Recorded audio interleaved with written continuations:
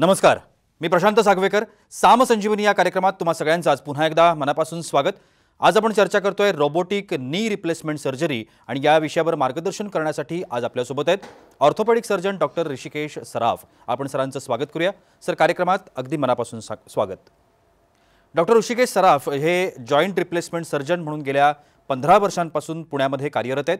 गुडघ्याची आणि खोब्याची कृत्रिम सांधेरोपण शस्त्रक्रिया, गुडघ्याची आणि खांद्याची दुर्बिणीतून शस्त्रक्रिया, लिगामेंट रिकन्स्ट्रक्शन सारख्या अनेक सर्जरींमध्ये त्यांचा हातखंडा आहे.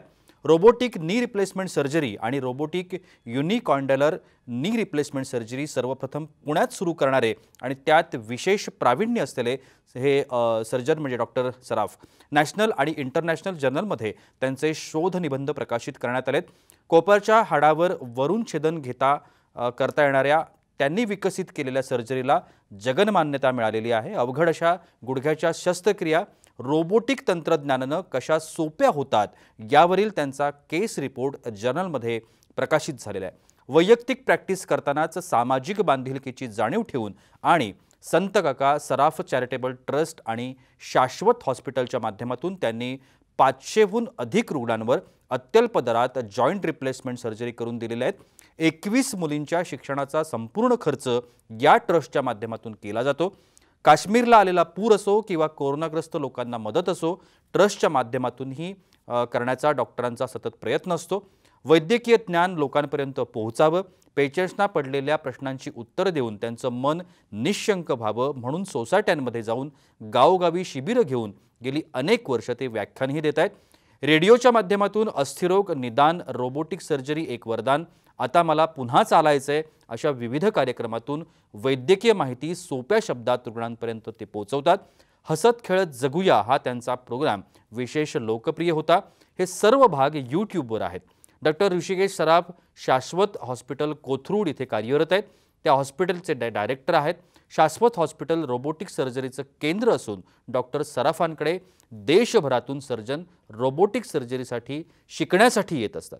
कर्वे रोडवर जॉइंट्स क्लिनिक नावानं डॉक्टरांचं क्लिनिक आहे आणि तिथं ते रोज संध्याकाळी उपलब्ध असतात, लोकांना मार्गदर्शन करतात. चला तर मग सरांकडून आपण या महत्त्वाच्या विषयामध्ये आज चर्चा करूया, माहिती जाणून घेऊया. सर, पुन्हा एकदा स्वागत आहे तुमचं कार्यक्रमामध्ये. मला सगळ्यात पहिल्यांदा जाणून घ्यायचं आहे की रोबोटिक नी सर्जरी जी आपण म्हणतोय या सर्जरीचे फायदे काय असतात? नी रिप्लेसमेंट सर्जरी किंवा हिप रिप्लेसमेंट सर्जरी ही साधारणपणे भारतामध्ये सुरू होऊन 20 पेक्षा जास्त वर्षाचा कालावधी होऊन गेला. परंतु आत्तापर्यंत ही सर्जरी कन्व्हेन्शनल पद्धतीने केली जायची. आता रोबोटिक टेक्नॉलॉजीचा ही सर्जरी करताना जेव्हा वापर केला जातो त्यावेळेला रोबोटिक टेक्नॉलॉजीमुळे ह्या सर्जरीमध्ये आपल्याला अत्यंत अचूकता प्राप्त करता येते किंवा प्रिसिजन अचीव करता येतं. आणि कोणत्याही सर्जरीमध्ये जर ती जितकी जास्त अचूकतेने आपण करू तितकी तिची लॉंगेविटी किंवा तिच्यापासून मिळणारा फायदा हा अधिक आहे, हे मी काही वेगळं सांगायला नको. त्यामुळे रोबोटिक नी रिप्लेसमेंट सर्जरी केल्यानंतर पेशंटला जे फायदे होतात त्यांचा जर का आपण विचार केला तर दुसऱ्या दिवशी पेशंट स्वतः लगेच चालत घरी जाऊ शकतो. सर्जरीच्या नंतर त्याला ज्या वेदना होत असतात त्या अत्यंत कमी होतात. म्हणजे पेन फ्री अशा प्रकारे ही सर्जरी होते. बदललेला सांधा जो आहे तो अत्यंत अचूकतेने बसवला गेल्यामुळे पेशंटला पोस्ट ऑपरेटिव्ह पिरियडमध्ये नॅचरल मुवमेंट्स मिळतात आणि नॅचरल नी असल्यासारखा त्याला ॲडव्हान्टेज मिळतो. अशा प्रकारे एक ना अनेक फायदे पेशंटला रोबोटिक नी रिप्लेसमेंट सर्जरी केल्यानंतर मिळायला लागतात. त्याचबरोबर सर्जनच्या दृष्टीने जर का विचार केला तर कन्व्हेन्शनल नी सर्जरी केल्यानंतर पोस्ट ऑपरेटिव्ह एक्सरे केल्यावर सर्जनच्या लक्षात यायचं की आपण केलेली सर्जरी अत्यंत प्रिसाइजली केलेली आहे किंवा नाही. परंतु रोबोटिक टेक्नॉलॉजी वापरत असताना सर्जरी करतानाच किंवा सर्जरी करायच्या आधीच आपल्या लक्षात येतं की आपली होणारी सर्जरी किंवा बसवलेला सांधा हा किती अचूकतेने बसवला जातोय आणि आपण त्या पेशंटला अत्यंत चांगल्या प्रकारचे रिझल्ट देऊ शकणार आहोत किंवा नाही. सो अशा प्रकारे रोबोटिक नी रिप्लेसमेंट सर्जरीचे अनेक फायदे पेशंटला होतात किंवा पेशंटच्या दृष्टीने अनेक फायदे आहेत असं आपल्याला म्हणता येईल. नक्की सर, रोबोटिक सर्जरी किंवा आपण ज्याला कन्व्हेन्शनल सर्जरी, आता 2 पद्धतीच्या सर्जरी आहे. आता याच्यामधला जर फरक आपण सांगायचं म्हटलं तर आपल्याला काय सांगता येतं? कन्व्हेन्शनल नी रिप्लेसमेंट सर्जरी करताना गुडघ्याचा जो काही खराब झालेला कार्टिलेजचा भाग आहे तो काढून टाकण्यासाठी आपल्याला मेकॅनिकल जिगचा वापर करावा लागतो. त्यामुळे सर्जरी करताना मेकॅनिकल जिग्स बसवायच्या आणि त्याच्यानंतर जो खराब झालेला पार्ट आहे तो काढून टाकायचा. तो काढताना त्याच्यामध्ये आपण जे काही प्लॅनिंग केलेलं आहे किंवा आपण जे काही ठरवलेलं आहे त्याप्रमाणे एक्झॅक्टली आपल्याला कट मिळाला आहे की नाही हे कळण्याचा कोणताही मार्ग इतके वर्ष उपलब्ध नव्हता. परंतु रोबोटिक टेक्नॉलॉजीने ज्या वेळेला आपण सर्जरी करतो त्यावेळेला सर्जरी करत असताना आपण सर्जरी करण्याच्या आधी ऑन टेबल त्याचं प्लॅनिंग रोबोटच्या स्क्रीनवरती करू शकतो. ते प्लॅनिंग झाल्यानंतर बसवलेला जो सांधा असणार आहे कृत्रिम सांधा तो बसवल्यानंतर एक्झॅक्टली कशा प्रकारच्या मुवमेंट पेशंटला मिळणार आहे हे आपण आधीच बघू शकतो. आणि ते बघितल्यानंतर आणि आपल्याला हव्या तशा प्रकारे या सांध्याची योजना जर का होत असेल तर आपण रोबोला जर इन्स्ट्रक्शन दिली की ओके हे आम्हाला ॲक्सेप्टेबल आहे किंवा हेच आम्हाला हवं आहे तर त्यानंतर रोबोटिक हँड जो आपण सर्जन हातामध्ये घेऊन जेव्हा बोनवरती फिरवतो त्यावेळेला केलेल्या प्लॅनिंगप्रमाणे तंतोतंत रचना आपल्याला पेशंटच्या हाडावरती करता येते ज्यामुळे त्या पेशंटला प्रिसिजन किंवा अत्यंत अचूकतेने सांधेरोपण शस्त्रक्रिया करून मिळते. आणि म्हणून रोबोटिक सर्जरीचे कृत्रिम सांधेरोपण शस्त्रक्रिया करताना कन्व्हेन्शनल सर्जरीपेक्षा खूप फायदे जास्त आहेत. सर, या सर्जरीनंतर आपल्याला काही विशेष अशी काळजी घ्यावी लागते का?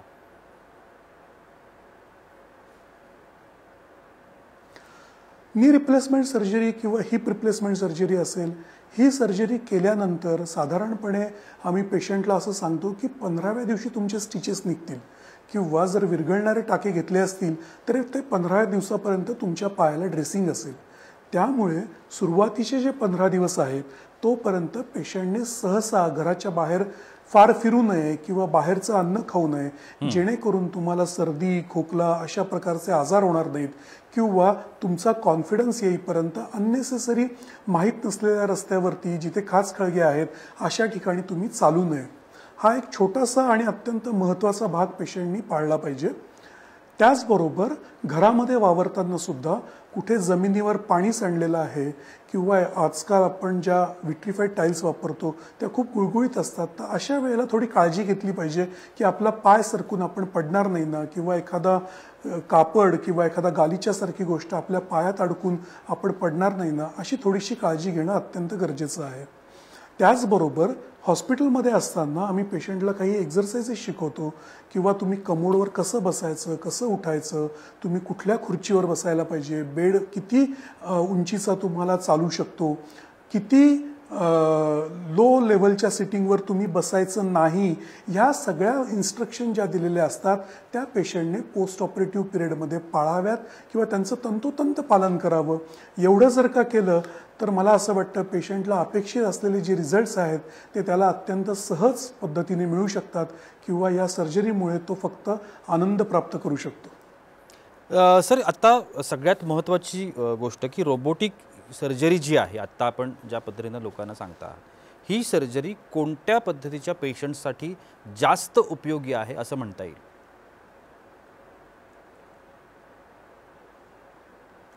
तसं जर का बघितलं तर रोबोटिक नी रिप्लेसमेंट सर्जरी ही टेक्नॉलॉजी आहे म्हणजे robotic technology knee replacement surgery करता वापरली जाते. सो प्रत्येक पेशंटला ज्या पेशंटला नी रिप्लेसमेंट सर्जरीची आवश्यकता आहे त्या सर्व पेशंटला रोबोटिक पद्धतीने जर का त्याने सर्जरी करून घेतली तर त्याला फायदाच होणार आहे कारण त्याची सर्जरी अत्यंत अचूकतेने होणार आहे. तरी देखील काही विशेष असे पेशंट असतात ज्यांना रोबोटिक सर्जरी शिवाय दुसरा पर्याय उपलब्धच असू शकत नाही. त्यांच्यामध्ये जर का आपण बघितलं तर प्रामुख्याने ज्यांच्या गुडघ्याला खूप जास्त बाक आलेला आहे ज्याला आम्ही सिव्हिअर डिफॉर्मिटीज असं म्हणतो. म्हणजे मी एका व्हिडिओमध्ये दाखवलं आहे की एका आजोबांचे पाय जे आहे ते गुडघ्यामध्ये अगदी गोलाकार धनुष्यासारखे वाकलेले आहेत आणि अशा पेशंटच्या बाबतीमध्ये कन्व्हेन्शनल सर्जरी करताना खूप अडचणी येतात किंवा खूप डिफिकल्ट त्यांच्या सर्जरी होऊन जातात. या सर्जरी रोबोटिक टेक्नॉलॉजीने खूप इझी होतात. दुसऱ्या प्रकारचे जे पेशंट आहेत ज्यांची पूर्वी कुठली तरी सर्जरी झाली आहे आणि त्या सर्जरीचे इम्प्लांट म्हणजे प्लेट, स्क्रू किंवा नेल्स हे त्यांच्या सांध्याच्या दोन्ही बाजूला अगदी जॉईंटच्या जवळ आहेत, अशा प्रकारचे जे पेशंट आहेत त्यांच्या बाबतीमध्ये जर का नी रिप्लेसमेंट सर्जरी आपण रोबोटिक पद्धतीने केली तर ते आधीचे इम्प्लांट न काढता आपल्याला सर्जरी करता येऊ शकते. या व्यतिरिक्त एक्स्ट्रा आर्टिक्युलर डिफॉर्मिटीज म्हणजे ज्या पेशंटला मांडीला हाडाचं पूर्वी फ्रॅक्चर झालंय किंवा काही आजारामुळे त्यांच्या मांडीचं हाड किंवा नडगीचं हाड मधल्याच भागामध्ये वाकडं झालेलं आहे, अशा पेशंटच्या बाबतीमध्ये सुद्धा रोबोटिक नी रिप्लेसमेंट सर्जरी ही अत्यंत फायदेशीर ठरते. कारण त्या पेशंटचा जो चालण्याचा ॲक्सिस असतो तो आपल्याला बॅलन्स करायचा असतो आणि तो रोबोटिक टेक्नॉलॉजीमुळे आपल्याला सहजरित्या करता येऊ शकतो. अशा प्रकारे वेगवेगळ्या प्रकारच्या ज्या डिफिकल्ट सिच्युएशन नी रिप्लेसमेंट सर्जरीमधल्या असतात त्या सगळ्या कंडिशन्सला जर का आपण रोबोटिक टेक्नॉलॉजी वापरली किंवा रोबोटिक टेक्नॉलॉजीने आपण त्यांची सर्जरी केली तर त्या सर्जरी अत्यंत सहज अशा होतात, पेशंटला अपेक्षित रिझल्ट मिळतात किंवा पेशंटला त्याच्यामधून जास्तीत जास्त फायदा होतो. परंतु सर्वच पेशंटनी जरी रोबोटिक नी सर्जरी करून घेतली तर मी असं म्हणेल अचूकतेने बदललेला सांधा हा त्या सांध्याचं आयुष्यमान वाढायला कारणीभूत ठरतो आणि त्याची लॉंगेविटी नक्कीच वाढवतो. निश्चितपणानं खूप छान असं मार्गदर्शन सरांनी आपल्याला आज या ठिकाणी केलं आहे. मात्र सगळ्यात महत्त्वाची गोष्ट असते की अशा पद्धतीच्या ज्या शस्त्रक्रिया आहेत या शस्त्रक्रिया केल्यानंतर खरंच त्या पेशंट्सना त्यांचा एक्सपिरियन्स काय असतो, त्यांचा अनुभव काय असतो किंवा त्यांना कसं वाटतं हे जाणून घेणंसुद्धा तितकंच महत्त्वाचं असतं. त्यामुळे या संदर्भातल्या ज्या शस्त्रक्रिया झालेल्या त्यांचे काही प्रतिक्रिया आपल्याकडे आहेत, ती प्रतिक्रिया आपण बघूया. श्रीमती अनघावर्त, माझं वय 79 आहे आणि मी डॉक्टर सराफांच्याकडून रोबोटिकने उजव्या पायाची गुडघ्याची सर्जरी करून घेतली. ती मला अतिशय उत्तम प्रकारे त्यांनी केली. वेदना खूप मला कमी झाल्या. मी लगेच त्याच दिवशी संध्याकाळी विदाऊट सपोर्ट यांनी चालू लागले आणि तिसऱ्या दिवशी तर मी काही मदत कोणाची न घेता मी व्यवस्थित चालले. त्यामुळे ह्या इथल्या सगळ्या डॉक्टर्सचा आणि सगळे बाकीचे काम इथे करणारे आहेत त्यांनी मला खूप सहकार्य केलं आणि त्यामुळे मी त्या सगळ्यांची आभारी आहे. थँक्यू. माझा 3 वर्ष गुडघा दुखत होता. इथे आल्यावर सरांनी ट्रीटमेंट करून सांगितलं की ऑपरेशन करायला पाहिजे. मग लगेचच निर्णय घेतला. 8 दिवसात ऑपरेशन झालं. रोबोटिकने ऑपरेशन झालं. अतिशय छान झालं. दुसऱ्या दिवशीच मी चालायला येऊ शकलं मला. आणि नंतर आता 15 दिवसांनी हॉस्पिटलला दाखवायला आली आहे तर मी व्यवस्थित जिना चढून काठी न घेता व्यवस्थित सरांकडे आलेली आहे. अतिशय सगळंच म्हणजे मला मनात भीती नाही, काही नाही. ऑपरेशन झालं आहे असं तर वाटतसुद्धा नाही आहे. खूप महत्त्वाच्या विषयावरती सर आपल्याशी बोलतायत. खरं तर अशा पद्धतीच्या शस्त्रक्रिया हा आधुनिक पद्धतीनं केलेल्या शस्त्रक्रिया आपल्याला म्हणता येतील. आत्ता आपण प्रतिक्रियासुद्धा ऐकल्या. मात्र अजूनही खूप सारे प्रश्न आहेत मनामध्ये.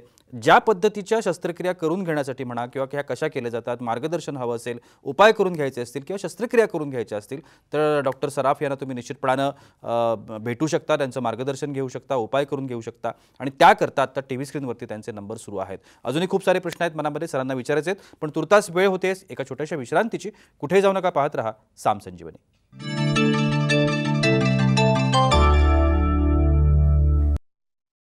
विश्रांतीनंतर साम संजीवनीमध्ये तुम्हा सगळ्यांचं पुन्हा एकदा मनापासून स्वागत. रोबोटिक नी रिप्लेसमेंट सर्जरी या विषयावरती आपण चर्चा करतोय आणि डॉक्टर ऋषिकेश सराफ आपल्याला मार्गदर्शन करत आहेत. सर, यानंतर मला असं विचारायचं वाटतं की आत्ता ही जी सर्जरी आहे ही किती प्रमाणात खर्चिक आहे? कारण बऱ्याच वेळेला असं होतं की जर ती खर्चिक असेल तर अनेक लोक ही सर्जरी करण्यापासून थोडंसं स्वतःला परावृत्त करतात किंवा दुर्लक्ष करतात असं आपण म्हणू. त्यामुळे खर्चाच्या बाबतीमध्ये आपल्याला काय सांगता येईल? ज्या वेळेला नवीन टेक्नॉलॉजी येते त्या वेळेला हा प्रश्न सगळ्यांच्या मनामध्ये असतो की नवीन टेक्नॉलॉजी आलेली आहे तर हे अधिक खर्चिक असेल का आणि त्याच्यामुळे आपल्या खिशावर पडणारं बर्डन वाढेल का.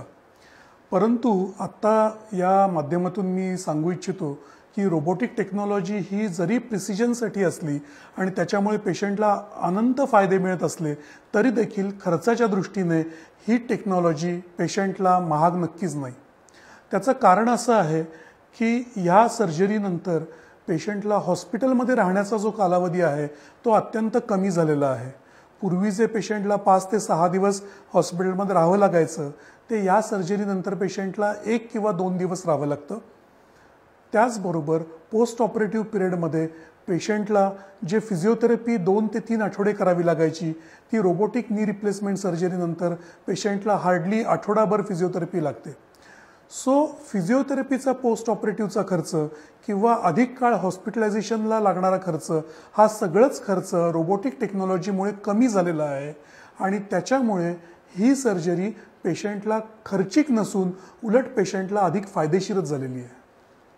सर निश्चितपणे पण आता ही सर्जरी केल्यानंतर म्हणा किंवा ही शस्त्रक्रिया केल्यानंतर आपण आपल्या ज्या काही हालचाली आहेत म्हणा त्या निसर्गतः जसं आपण पूर्वी असतं तशा पद्धतीच्या हालचाली आपण शरीराच्या करू शकतो का की त्याच्यावरती काही त्या गोष्टीचा परिणाम होतो शस्त्रक्रियेचा?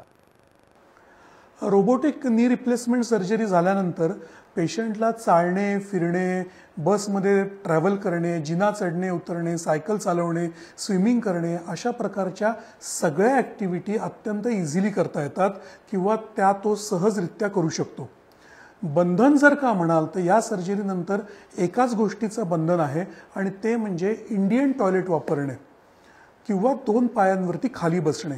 तेवढी एकच गोष्ट जर का पेशंटने अवॉइड केली तर बाकी सर्व हालचाली अत्यंत नॅचरली पेशंटच्या होऊ शकतात किंवा त्याला नैसर्गिक हालचालींचा आनंद मिळू शकतो. बरं, पण सर आता ही शस्त्रक्रिया जसं तुम्ही आता म्हणताय पण मग बंधनं सुद्धा काही येतात का? मग ती समजा आहारातली असतील म्हणा किंवा चालण्यातली असतील म्हणा किंवा अन्य कोणत्या संदर्भातली असतील म्हणा, तर अशी काही बंधनं याच्यावरती आपल्याला येतात का? आहारामध्ये याच्यामुळे कुठलीही बंधनं येत नाहीत. चालण्या फिरण्यामध्ये देखील कुठली बंधनं येत नाहीत. पेशंटला पोस्ट ऑपरेटिव्ह पिरियडमध्ये किंवा ऑपरेशन झाल्यानंतर जसं मगाशी मी सांगितलं की इंडियन टॉयलेट त्यांनी वापरू नये एवढं आम्ही सांगतो. ज्या पेशंटला सर्जरीच्या आधी मांडी घालता येत असते त्या पेशंटला सर्जरी नंतर देखील इझिली मांडी घालता येऊ शकते. हा एक मोठा ॲडव्हान्टेज आपल्या इंडियन पेशंटच्या बाबतीमध्ये या सर्जरीनंतर पेशंटला मिळतो. दुसरी आणि महत्त्वाची गोष्ट म्हणजे जॉगिंगसारख्या ॲक्टिव्हिटी आम्ही पेशंटला अवॉइड करायला सांगतो.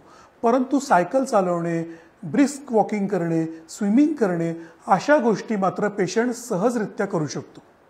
सर अशा पद्धतीच्या शस्त्रक्रिया ज्या आहेत त्या आत्ताच्या हा जो सगळा कोरोना आणि कोरोना पॅन्डेमिकचा जो सगळा काळ आहे या काळामध्ये अशा पद्धतीच्या शस्त्रक्रिया करणं सेफ आहे का किंवा आत्ता तुमच्या हॉस्पिटलमध्ये अशा पद्धतीच्या शस्त्रक्रिया होत आहेत का?